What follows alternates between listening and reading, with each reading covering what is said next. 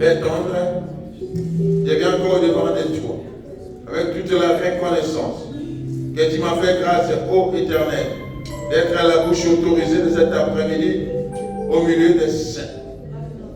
Toi qui connais mes limites, toi qui connais mes imperfections, remplis-moi, Seigneur, d'une dose exceptionnelle de ton esprit, afin que je puisse transmettre le message en intégralité tel que le Saint-Esprit m'a donné, ainsi dit l'Éternel. Et que ce soit une parole qui donne la vie à ton Église, une parole qui console, une parole qui édifie et une parole qui donne gloire à Dieu. Je viens prendre le dessus, le pouvoir à tout esprit étranger assailli, l'esprit de fatigue, voyage de passé, distraction de téléphone, au nom puissant de Jésus-Christ, qui lâche prise le sang racheté par ton sang, afin que ta foi puisse donner la vie là où il n'y en avait pas. Rends-moi ton serviteur et fais de moi ce que tu veux comme ton instrument. À ton nom Jésus, que j'ai ainsi prié et nous disons Amen.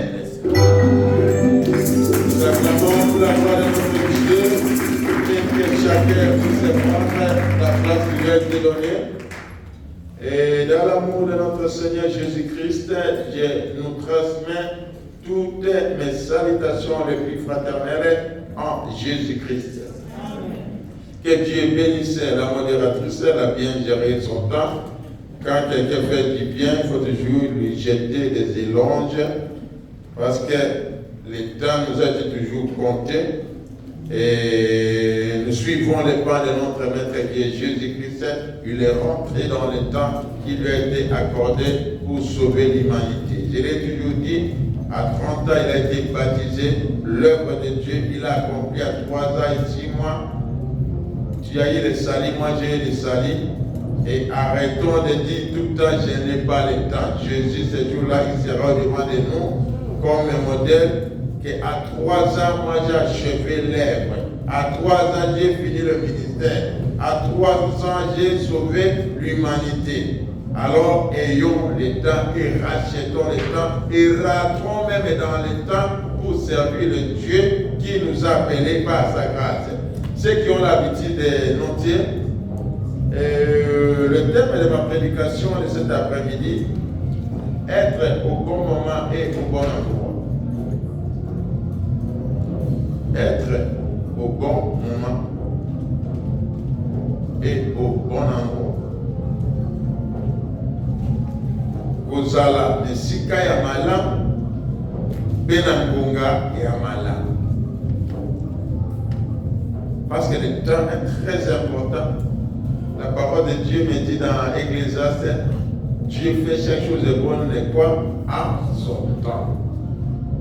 Et l'apôtre Paul nous dit, le monde ne nous enseigne-t-il pas? Qu'est-ce que le monde nous dit? Tout ce qui est consommable à manger, il y a toujours des dates de fabrication et d'expiration.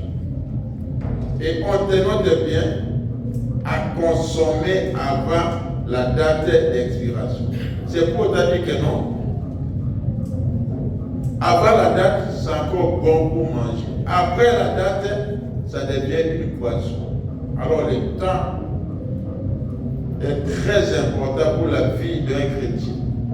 Alors, être au bon endroit et au bon moment. Je vais parler cet après-midi, c'est l'histoire que vous connaissez très bien. Peut-être que vous avez un jour médité. On vous a prêché un jour, mais je l'ai toujours dit. La parole de Dieu, elle est chaque jour d'actualité. Même si tu as lu la Bible de Genèse jusqu'à l'Apocalypse, c'est quoi moi je le fais plusieurs fois.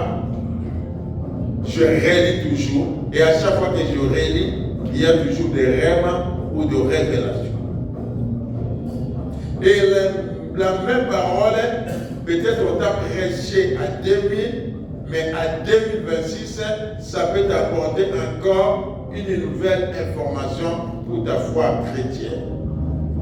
Je vais parler à ce qui concerne l'histoire de Ruth et Naomi. C'est dans le livre de Ruth, le lecteur ou le lectrice, préparez-vous déjà. Dans cette histoire que nous connaissons bien, parce que je ne vais pas abuser de mon temps, nous voyons Elimelech et sa famille, sa femme et ses deux enfants, ils étaient agitants dans leur nation avec leur maison de pain. Mais arrivé à un certain moment, il y a eu la crise. Ils n'arrivaient plus à supporter la crise qui a frappé le pays. Ils se sont dit d'aller ailleurs. Alors ailleurs, ils vont aller dans la nation moabite. Et vous connaissez l'origine des Moab ou des Moabites. C'est là qui est écrit dans Deutéronome chapitre 23. Lisez, je crois, le verset 3, si ma mémoire fonctionne bien. On nous parle des gens qui ne peuvent pas rester dans l'assemblée des saints. Et dans ce paragraphe, la Bible dit même les Moabites, ça dit Dieu en horreur avec cette descendant ou cette tribu. L'origine des Moabites, c'est la femme qui a été née entre la relation de Lot ainsi que sa fille. Ce n'est pas le sujet du jour. Ça dit que c'était une nation maudite. Ils ne pouvaient jamais goûter à la joie, à la bénédiction et à la paix de génération à génération. Et c'est dans cette nation qu'ils vont s'immigrer pour aller chercher à survivre. Même dans nos vies étant des enfants de Dieu, la situation géographique de chaque ville, ça compte aussi. Il y a des villes qui peut t'attirer des problèmes, qui peut même t'influencer. Si tu n'es pas un homme rempli ou assidu ou qui est stable dans la parole de Dieu. Et en arrivant là-bas, à cause de la nourriture, comme dit la parole de Dieu, l'homme ne vivra pas seulement du pain et de toute parole qui sort de la bouche. C'est bien de manger, mais ce n'est pas la priorité pour nous qui sommes enfants de Dieu. C'est juste pour la santé physique. Et que cela ne puisse pas nous éloigner loin de la volonté de notre Dieu. C'est là où ce monsieur va perdre ses deux enfants. Et sa femme se retrouve seule, veuve. Et ses deux belles-sœurs se retrouvent aussi seules des veuves. C'est-à-dire, elle commençait à vivre trois veuves dans la maison. Et arrivé à une certaine époque, Naomi écoute que non, dans leur vie, maintenant il y a de l'abondance. Je donne l'exemple, je suis congolais. Nous qui avons quitté le Congo parce qu'il y a la crise, il n'y a plus d'emploi, comme nous les connaissons, et demain, on dit non, au Congo c'est plus meilleur que l'appareil. Tout le monde va chercher à retourner. C'était le cas de cette famille. Alors, Naomi va appeler ses deux belles-sœurs. Je suis dans l'obligation de retourner dans mon pays. Dieu a visité mon pays. Alors je vous appelle. On a passé des moments ensemble. Je suis reconnaissante. C'est pour se dire au revoir. Moi, je vais retourner dans ma nation. La Bible dit, ils se sont embrassés à sanglotant.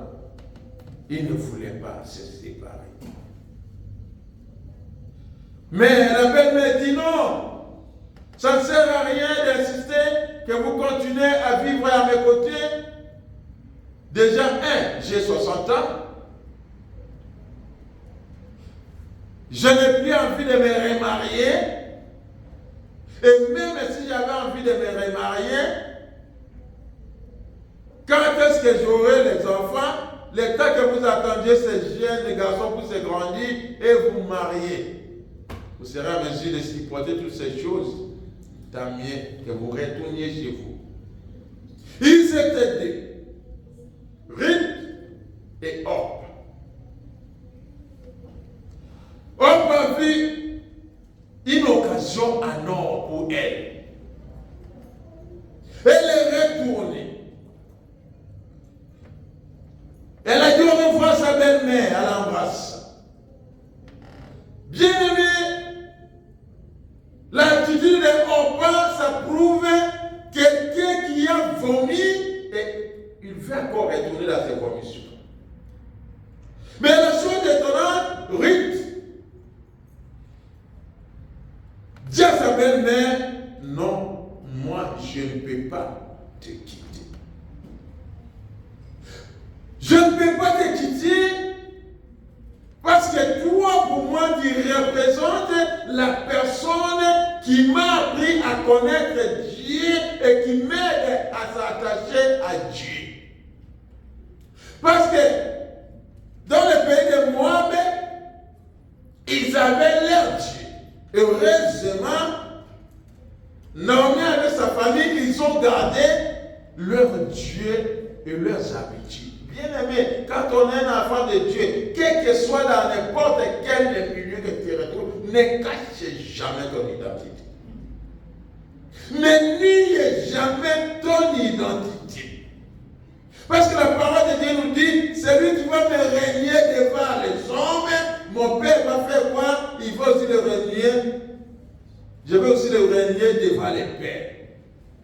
Vous savez, lorsqu'on règne Dieu, pour un désir, un plaisir quelconque, il y a un prix à payer. Ils ont gardé leur adoration. Alors que de l'autre côté, ils avaient aussi leur Dieu. Et ce Dieu-là, on lui faisait des offrandes des enfants. On prenait des bébés, on les jetait dans les feux. Et lorsque Orpa et Ruth ont rencontré cette famille, ils ont compris que non, le Dieu c'est un Dieu d'amour et c'est lui le véritable. Ils se sont dit attachés. Mais l'autre, lorsqu'il n'y avait plus de moyens, il dit ok, c'est une occasion pour moi d'aller me défouler. Elle est partie. Laissez-moi un peu ouvrir ta Ruth un peu rapidement. Ruth c'est à côté de Josué, juge.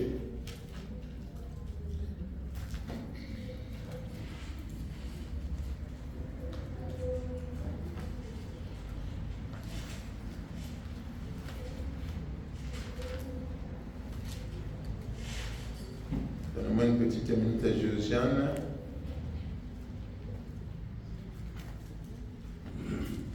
Ruth, chapitre 1er.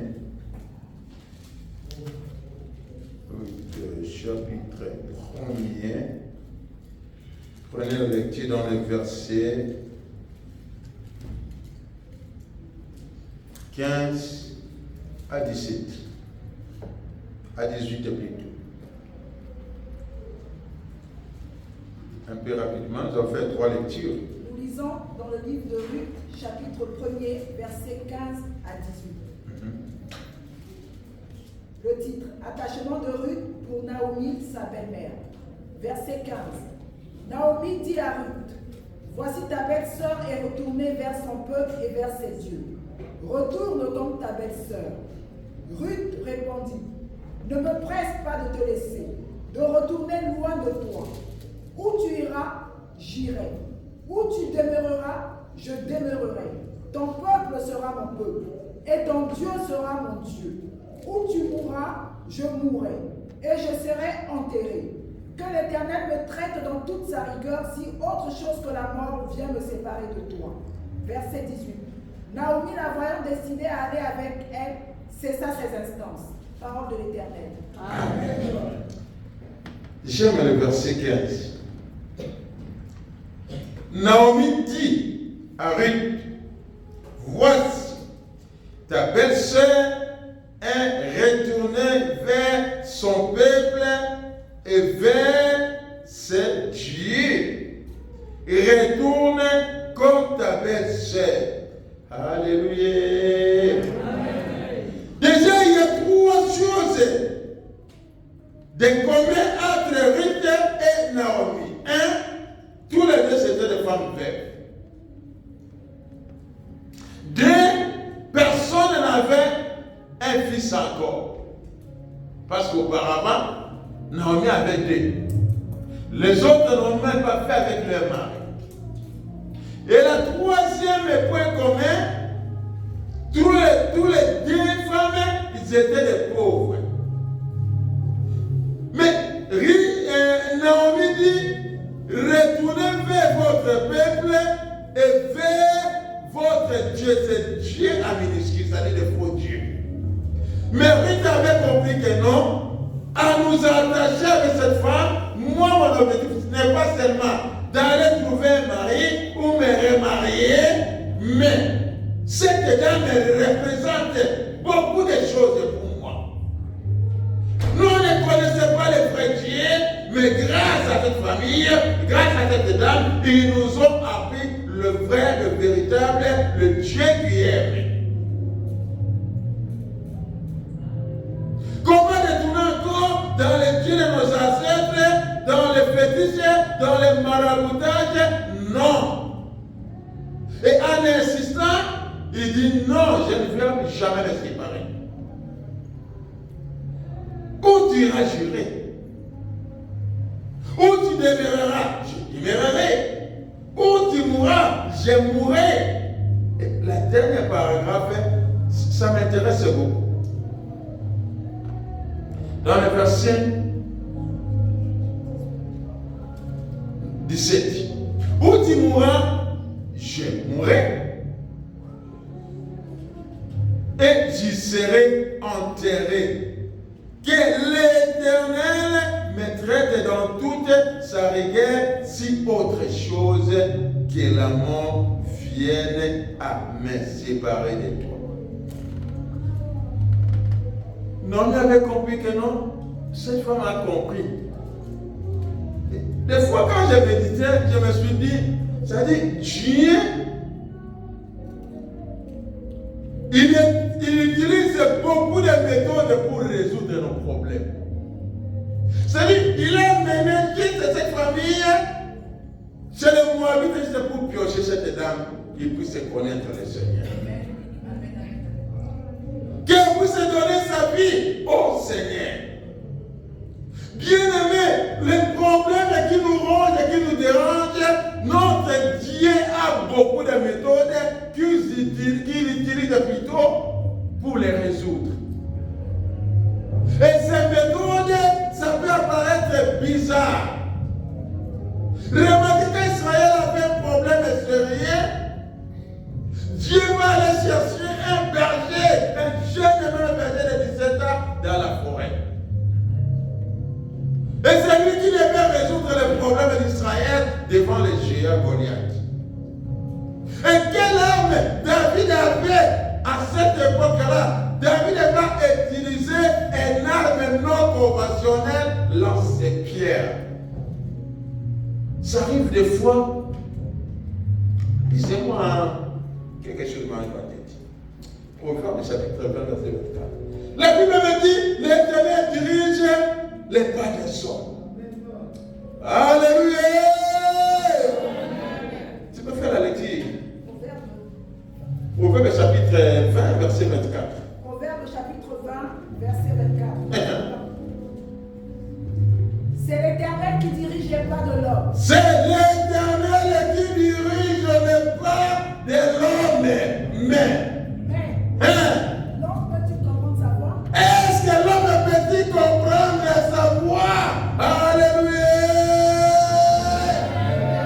Ils sont partis à cause de la crise, mais Dieu préparait autre chose pour résoudre les problèmes d'une personne.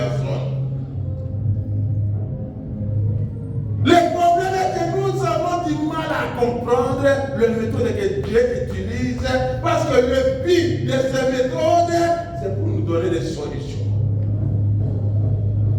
Ils ont perdu le mariage parce que les deux maris sont morts, mais Ruth a compris que non, ma bénédiction, mon salut dépendra de cette femme.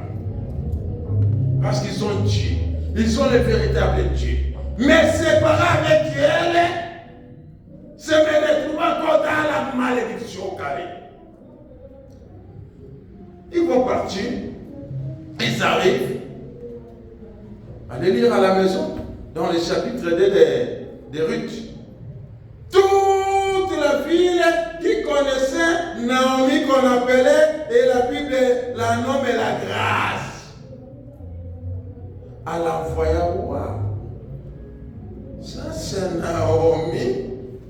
Elle-même commence à se donner une autre identité qui ne l'appartenait pas. Ne m'appelez pas Naomi, appelez-moi Mara.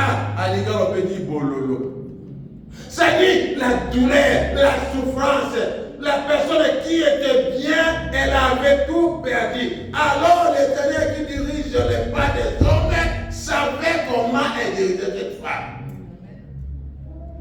Ils arrivent. Et imaginez un peu, bien aimé, vous savez, il ne faut pas t'engager parce que tu as un intérêt quelconque. Laisse Dieu t'amener là où il vit. Demain, le lendemain, sur le lendemain, ne nous appartient pas, m'appartient à Dieu. Imaginez Ruth quitter ses parents, ses frères, les amis qui garantissent la sécurité d'une famille et aller dans une autre côté qui ne connaissait personne et qui avait notre Dieu, mais elle n'a pas regardé toutes ces choses. Elle regardait le Dieu qui était à Naomi, sa belle-mère. Ils arrivent. Le lendemain matin, ils n'avaient plus rien. Et Ruth demande à sa belle-mère, maman, je vais aller glaner. Il dit, mais tu vas aller glaner où? Dans le livre des Nombres, il y a une loi que Dieu avait donnée. Si tu fais ton champ, il faut laisser un coin pour les pauvres. Et d'après les études de la Bible,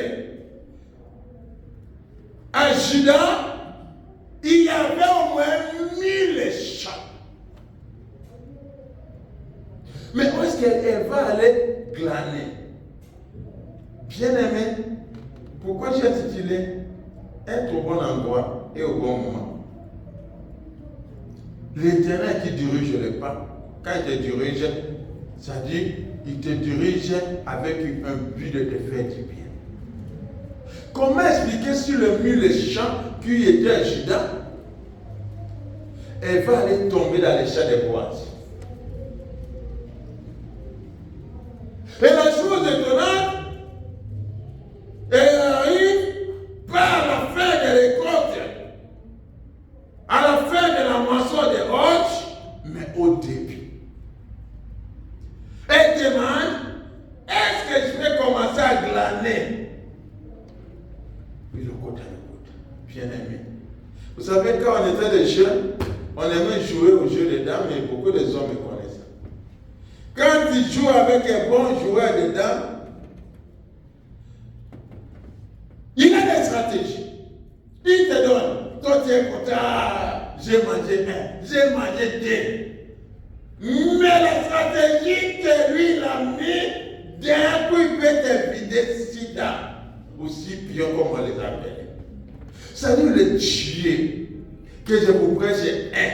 La première des choses, c'est Dieu qui a des méthodes. Et ces méthodes, il les utilise pour résoudre nos problèmes. La deuxième chose, le Dieu que je nous prêche, c'est le Dieu qui a aussi des stratégies. Quand on parle de la stratégie, ça dit, c'est une manière de combiner des opérations pour atteindre un but. stratégie par rapport à ton problème. Les gens qui ont étudié l'histoire de la France, vous connaissez l'histoire des débarquements de Normandie. Les alliés qui devaient aider la France pendant l'époque de l'Allemand, comment il s'appelle encore? Hitler. Ils ont mis des stratégies. Ils envoient des soldats de l'autre côté. Hitler qui va, ils sont là, ils prennent ses militaires. Les temps qui se débarquent là-bas, de l'autre côté, les alliés ont pris quoi? Ne savez pas l'histoire du débarquement? On peut savoir ma nationalité à Pamba. Alléluia! Vous connaissez l'histoire de la France. Ce n'est pas notre enseignement. C'est-à-dire Dieu, c'est un Dieu qui a aussi des stratégies.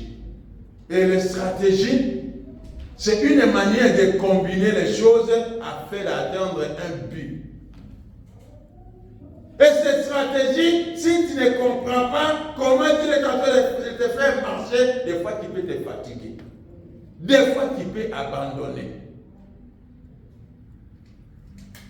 Mais Naomi savait que le Dieu là, comment prêcher, le Dieu là que j'ai connu de cette femme est Naomi. C'est un Dieu qui se lève même à la dernière minute, il donne des solutions. Le Dieu que je te prêche, c'est le maître des temps et des circonstances. Il connaît les temps et les circonstances que tu traverses, c'est lui qui les maîtrise.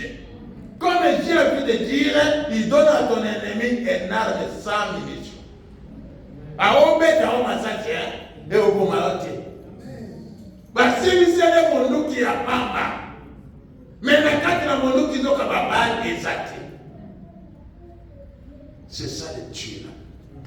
Il est le Dieu des temps, il est le Dieu des circonstances.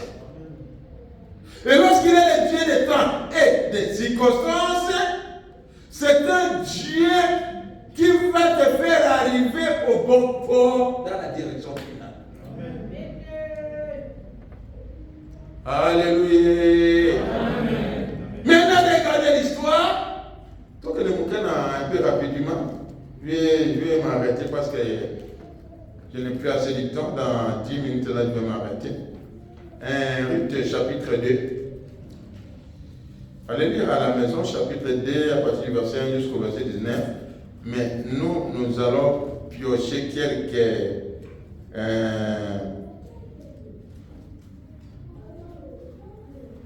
commence à lecture à partir du verset 2. C'est-à-dire là où tu peux t'arrêter. D'abord, par la lecture du verset 2, va même jusqu'au verset 8, un peu rapidement, Josia. Verset 2, verset 8. Ruth d'Amoabite dit à Naomi, laisse-moi, je te prie, aller glaner les épis dans le champ de celui aux yeux duquel je trouverai grâce. Elle lui répondit, va ma fille. Elle alla glaner dans un champ derrière les moissonneurs. Et il se trouva par hasard que la pièce de terre appartenait à Boaz. Il se trouvait quoi? Que la pièce de terre appartenait à Boaz. C'est-à-dire, elle va aller chercher, mais ne savait pas dans quel champ elle peut glaner. Alors, les grands stratèges Dieu qui conduit les pas des autres, il va lui conduire dans les champs d'un parent de son défunt mari qui avait un droit de rachat. Et comment expliquer, il y avait 1000 champs à Juda, mais là où elle va, elle s'est localisée, s'est retrouvée au bon moment, au bon endroit, c'est-à-dire là où sa bénédiction l'attendait. Est-ce que tu peux continuer un peu ta lecture? Boaz qui était de la famille d'Elimelech. Ah! Donc, Boaz, Azala qui na famille à Abimelech. Verset 4.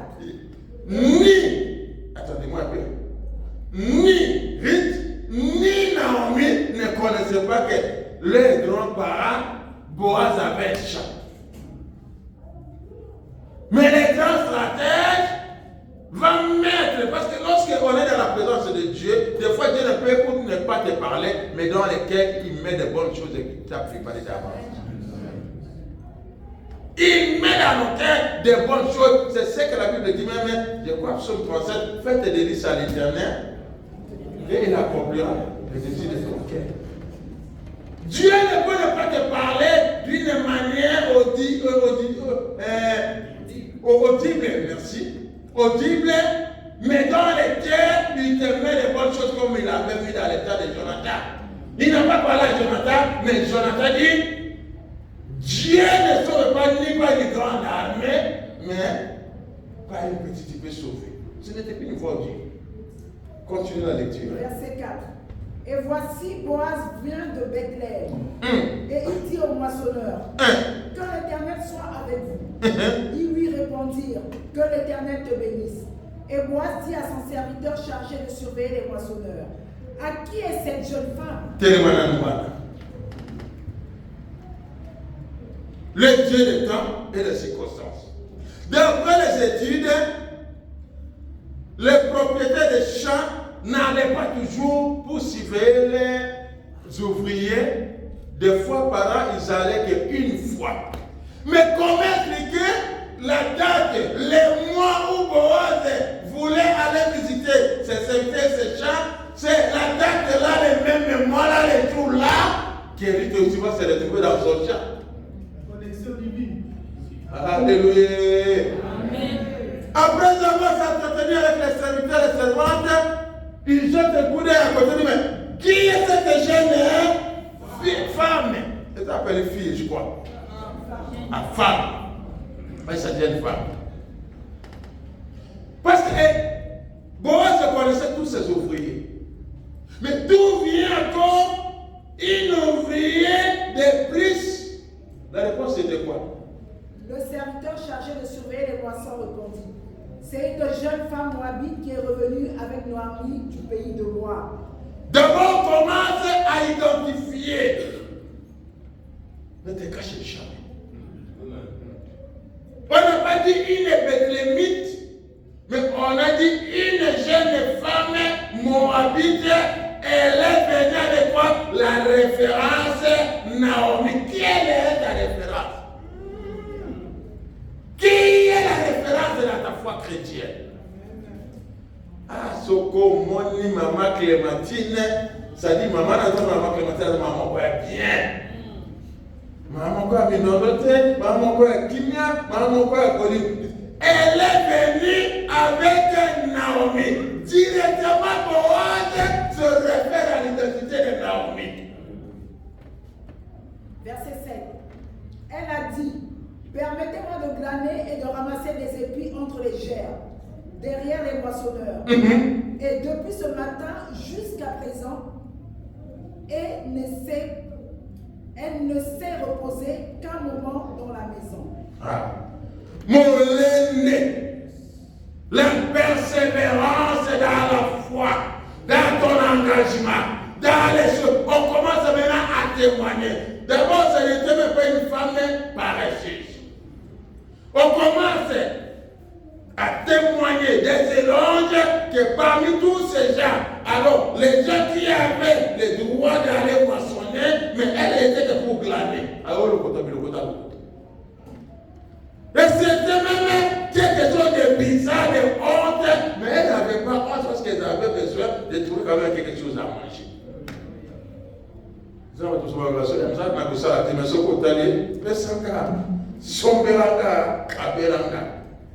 Elle n'a pas eu honte d'aller glaner. Et le Dieu n'est pas de circonstances, il va faire que ce jour-là, Boaz doit être. Il venait qu'une fois dans l'année pour visiter chez les ouvriers. Et ça tombe que non, Rite est là. Ça tombe que non, Rite a été orienté vers les champs qui va lui apporter une bénédiction. Et lorsqu'on demande, on dit non, c'est une femme courageuse. Il y a des gens, mon travail, elle joue toujours au malin. Mais à la fin du mois, elle veut gagner un salaire. Comment Dieu peut te donner même la promotion? Verset 8. Boaz dit à Ruth, écoute ma fille, ne va pas glaner dans un autre champ. Ne t'éloigne pas d'ici et reste avec mes servants. Oh, les dieux de terre de circonstances, les grands stratèges. Il dit bon, en écoutant les de ton engagement, ta persévérance, tu n'iras ni pas, je ne te cherche pas, reste. Il va encore donner l'exercice. Bien aimé, ça va pour te moller dans le Nzambe. Ça va pour te moller. Ton engagement, ta loyauté, ta fidélité, ta soumission va te amener pour t'ouvrir une porte. Verset 9. Regarde où l'on moissonne dans le champ et va après elle. Ça, c'est le maître du champ. Il dit, regarde là où tu moissonnes, je t'autorise, sois derrière, éclate, moissonne même. C'est en dehors des glanés, elle a aussi le droit de moissonner. J'ai défendu à mes serviteurs de te toucher. Et quand tu auras soif, tu iras au vase et tu bois. Maman nangai, moto atiki kaka kolokote komi, ozana posa ya mai, esika bato na bakomela yo pe okomela. Esika bakolia bakolia. Bien-aimé, que ton identité te témoigne devant ton Dieu. On peut être 50 et 30, mais est-ce que le ciel peut te témoigner? Parce que quand le ciel te témoigne, c'est de bénédictions qui te localisent. C'est des portes qui s'ouvrent. Verset 10. Alors elle tomba sur sa face et se prosterna contre terre. Oh, Abinga yotokaïti. Et lui dit, comment ai-je trouvé grâce à tes yeux? Ah, tu sais quand tu es sûr de ton Dieu, tu n'hésites pas. Il dit, bon oui, tu m'as donné l'accès. Oui, tu m'as dit tout ce que tu m'as dit. Mais comment tu y as su? Comment tu y as su? Comment il a su quoi? Il a su quoi? Pour que tu t'intéresses à moi et moi, je suis une étrangère. Comment tu y as su pour t'intéresser à moi? Est-ce que Dieu peut s'intéresser à quelqu'un cet après-midi? Est-ce que Dieu peut s'intéresser à une personne? Mais comment Dieu s'intéresse? Je vais m'arrêter là, vas-y. Verset 11. Moi lui répondit, on m'a rapporté tout ce que tu as fait pour ta belle-mère. Ah! Misala malamu futaka. Ayeba kitie kazali belle-fille yandeko na bango na famille. Alors bien, taba msike yo taba kina Naomi. Bayebisinga ndengo okangamaki na ye, ndengo obateraki ape kufa mobali na ye, na ndenge ozosala ebola. À ta belle-mère, depuis la mort de ton mari, et comment tu as quitté ton père et ta mère, et le pays de ta naissance pour aller... Otiki sécurité à l'ibota. Oke na mboko oyo ebi botote. Oyo makambo kuta na ngote. Mais okangami kaka. Po batela ndeko na ngoya. Tu fais mobali pe bana. Verset 12. Que l'Éternel te rende ce que tu as fait. Sukata wana kozo jani. Sukata wana. Kozo kina kochana to mulala. Alobi Nzambe afuta yo ndeko yeba ke nyoso to salaka kona Nzambe lifuta ezali. Koni nyanga sera fena betelo maboko te na merikolo de mona musala na yo. Mama otanga eko pesa desena na salaki. Eza kono kole operation ya loyete. Aye pena mo ake moni mama motamusi. Yebisa pasteur. Mais yo ya yo ba mona yo. Yo ya yo ba mona yo. Ndeko na bondela ki Nzamba awa. Ce n'est pas pour nakumisa kabato na flataka. Mais même moi ça m'a dépassé. Donc qu'il a fait qui bien. Même si on a joué après fête. Alors négatif na bureau. Avec papa. Enveloppe na bonne fête et yango. Misala ya boye ndeli kole monaka.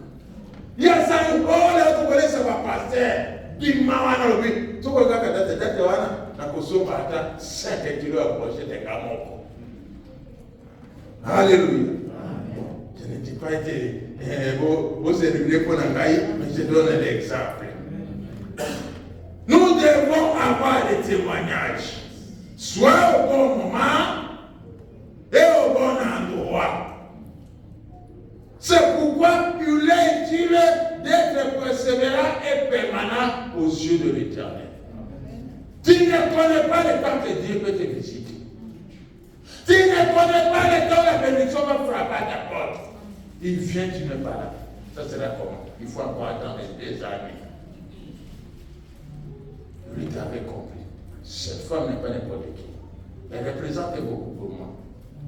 Je ne m'attache pas à elle seulement pour le mariage, mais c'est des choses. C'est-à-dire, les rattachements n'étaient pas seulement l'attachement physique, mais c'était l'attachement spirituel.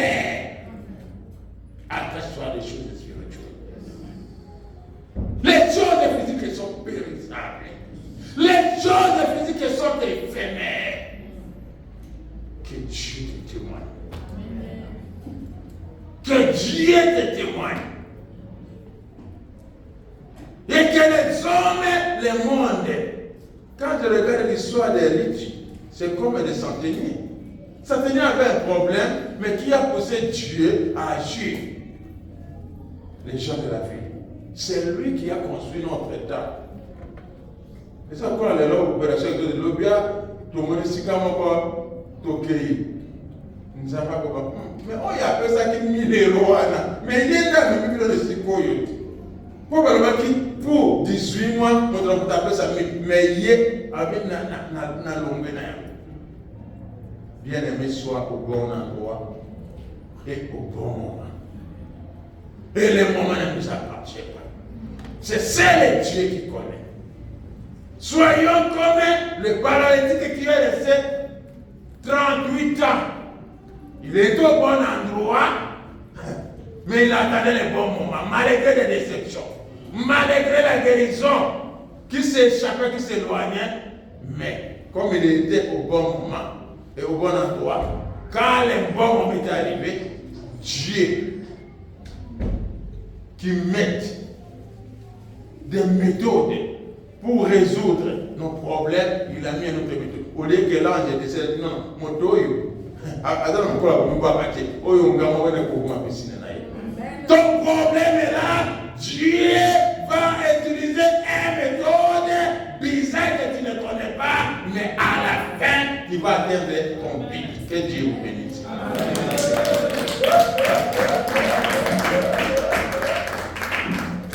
Donc,